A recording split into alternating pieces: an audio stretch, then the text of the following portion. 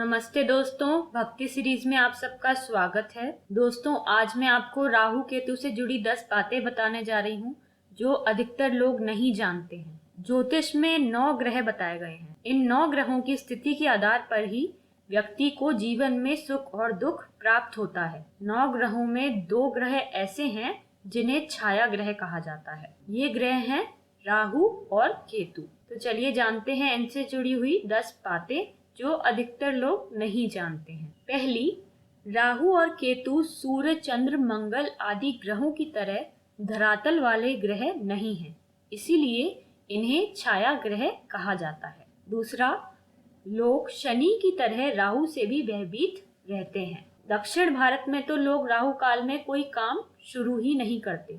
तीसरा, राहु के संबंध में समुद्र मंथन वाली कथा प्रचलित है। चौथा, एक कथा के अनुसार दैत्यराज हिरण्यकश्यप की पुत्री सिंघिका का विवाह दैत्य विप्रचित से हुआ था। विवाह के बाद सिंघिका ने 100 पुत्रों को जन्म दिया था। उनमें सबसे बड़ा पुत्र राहु था। पांचवा, देवासुर संग्राम में राहु ने भी भाग लिया था। समुद्र मंथन के 14 रत्नों में से अमृत भी एक था। जब भगवान विष्णु मोहिनी का रूप धारण कर देवताओं को अमृत पान करा रहे थे, तब राहु भी रूप बदलकर देवताओं के बीच बैठ गया था। मोहिनी ने उसे भी अमृत पान करवा दिया था। तभी सूर्य और चंद्र ने राहु को पहचान लिया। तब भगवान विष्णु ने अपने चक्र से राहु का सिर काट दिया। राहु का सिर और धड़ अलग हो गए, लेकिन अमृत पान की वजह से उसका सिर और धड़ अमर हो गए। छठा, जब राहु का सिर और धड़ अमर हो गया तो सभी देवता उससे डरने लगे। डरे हुए देवता शिव जी के पास पहुंचे और उनसे राहु का संहार करने की प्रार्थना की। तब शिव जी ने श्रेष्ठ चंडिका देवी को मातृकाओं के साथ भेजा। उस समय देवताओं ने राहु के सिर को अपने पास रोके रखा, लेकिन बिना सिर की राहु की देह मातृकाओं के साथ युद्ध कर रही थी। सातवां, राहु की अमर देह किसी भी तरह से परास्त नहीं हो रही थी। तब राहु के सिर ने देवताओं को धड़ के विनाश का तरीका खुद ही बताया।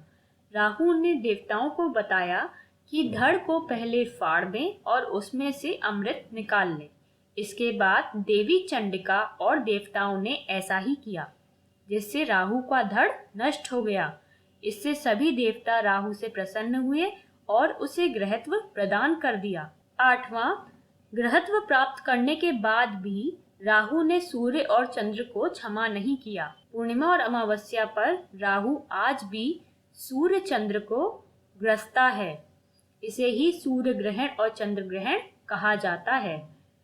9वां है, ज्योतिष में राहु और केतु को अन्य ग्रहों के समान महत्व दिया जाता है।